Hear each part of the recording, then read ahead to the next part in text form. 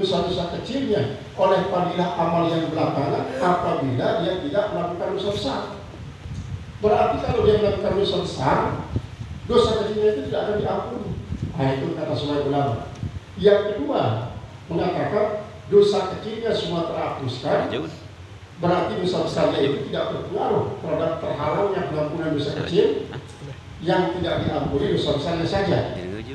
Nah, kemudian yang ketiga, memang dosa kecilnya terhapuskan, kemudian dosa besarnya akan terampuni kalau dia betul-betul bertobat. Dosa besar itu ada dosa besar yang berkaitan langsung dengan Allah Subhanahu Wa Taala sampai ada kesyirikan. Nah, kesyirikan ini juga sebagian daripada ulama mengatakan tidak akan terampuni walaupun kita bertobat semaksimal mungkin dengan alasan Innallaha yaghfiru may yasha'u. Kemudian ada yang mengatakan itu illa ayus rakabi wa yaghfiru ma duna dzalika liman yasha'u. Kemudian dalam hal itu dosa syirik dari ampuni katanya. Nah, ini adalah perbedaan pendapat antara ulama. Lalu dari semua ini kita dapat mengambil suatu pelajaran bahwa memang ada istilah dosa besar, dosa kecil. Apa dosa besar dan kecil tadi saja tidak ada di antara kecil dan besar yang dikatakan dosa sederhana. Yang pasti ada, karena ini merupakan ittifaq. Ketika dia disebut kecil, disebut besar, maka di antara kecil dan besar itu ada. Kalau kita klasifikasikan misalnya, ya syirik dosa yang paling besar. Kemudian ya, yang paling kecil dosa besar adalah an-nadru lil ajnabiyati, itu adalah akbarul shagair. Artinya seorang laki-laki memandang akan perempuan ajnabi, itulah dosa kecil yang paling besar. Kemudian di bawah itu adalah dosa kecil yang tidak besar seperti itu. Nah, ini menunjukkan bahwa klasifikasi daripada dosa itu begitu banyak dari segi sifat-sifatnya. Kemudian berdasarkan hadis-hadis tersebut juga kita dapat mengambil suatu paham bahwa pertama, dosa besar yang paling besar adalah al-israfu billah. Yang kedua, uququl walidain, durhaka terhadap kedua orang tua. Bisa enggak kita dapat durhaka kepada kedua orang tua ketika kedua orang tua kita sudah meninggal? Sehingga kadang-kadang kita menghibur diri. Kenapa kok saya ketika masih kecil sudah ditinggalkan oleh ayah dan ibu? Kita hibur diri. Seandainya kalau kita tetap didampingi oleh kedua orang tua kita sampai dewasa, maka ketika kita dewasa itu kan baru dihitung dari durhaka. Baru kan dihitung durhaka. Kalau masih kecil kan masih belum kalah. Jadi kalau sudah mulai dewasa, balik laki-laki maupun perempuan, barulah dia terhitung durhaka kepada kedua orang tuanya. Nah, kemudian kita menghibur diri. Mungkin ini cara Allah untuk melepaskan dan membebaskan saya daripada sifat-sifat uququl walidain.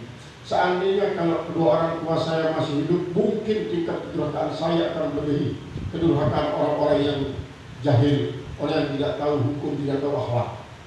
Kita merasa terhibur dengan semacam itu. Nah, sekarang sebaliknya, apakah bisa kita ini dianggap durhaka kepada orang tua? Bisa, ketika kita berbuat jahat. Kita berbuat jahat walaupun bukan kepada kedua orang tua kita. Kenapa? Karena setiap kejahatan yang kita lakukan membuat kedua orang tua kita yang sudah meninggal itu jadi sengsara. Makanya bilang begini Rasulullah SAW, in ahsantum asrartumuh. Kalau kalian berbuat bagus, kalian senangi mereka, kalian berbuat senang pada mereka. Jadi orang keluarga kita yang meninggal dunia itu menjadi senang. Di alam barzahnya melihat kita berbuat bagus. Wa in asabtumuh. Kalau kalian berbuat jahat, kalian berarti menyusahkan mereka. Maka setelah meninggal dunia pun kita masih bisa dianggap durhaka kepada kedua orang tua kita kalau kita tidak berbuat bagus terus-menerus. Itu sebabnya justru pada saat dia sudah meninggal dunia, kita harus lebih banyak berbuat bagus, baik yang berbuat langsung dengan beliau-beliau, dengan menghadiahkan ala sadaqah, ala kalimat thayyibah, istighfar dan lain sebagainya. Dan samping itu melakukan perbuatan-perbuatan bagus yang membuat Allah menjadi cinta kepada kita. Maka kalau dicintai oleh Allah, kedua orang tua kita juga akan cinta. Itu tentang hukukul walidain. Kemudian yang kedua, qatlun nafsi. Qatlun nafsi ini ya kadang-kadang kalau pandangan syar'i terbatas kepada manusia. Itu pandangan syara, membunuh manusia yang tidak pantas kita bunuh. Kenapa? Karena mereka yang pantas membunuh manusia itulah para al-gudur yang sudah diputusi oleh pemerintah untuk mengkisos orang-orang yang bersalah, yang patut untuk dibunuh. Baru mereka akan berdosa. Nah sekarang kalau tidak seperti itu, kita melakukan dosa, melakukan pembunuhan terhadap manusia menurut syarat, itu baru dikatakan qatlun nafsi. Tidak melihat bahwa ada juga makhluk-makhluk lain yang punya nafsu, artinya punya jiwa, punya nyawa. Kita tidak sadar membunuh mereka dalam bentuk parti yang besar. Itu kalau tasawuf diperhitungkan semua itu.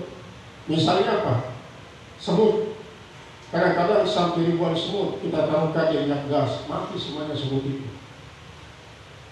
Kita bunuh itu semut. Menurut tasawuf itu termasuk hijab. Kenapa? Yang bikin dia semut itulah Allah. Yang bikin dia nyawa Allah, bikin dia makan minum adalah Allah. Kenapa? Apa kita yang membunuh dia? Ini yang sering juga saya katakan kepada ibu-ibu. Gutu itu kan dibikin oleh Allah. Dia numpang hidup di kepala para ibu-ibu. Kalau kecil kita dulu banyak gutu juga. Itu kecil, tidak ada satu masalahnya. Itu dibunuh partai besar. Kadang-kadang pada saat puasa duduk-duduk antara ibu sampai 3 dan 4 saling apa? Saling membunuh gutu. Ini juga makhluk Allah Subhanahu wa taala. Apakah tidak merasa bersalah kalau itu dibunuh? Walaupun menurut syara itu boleh.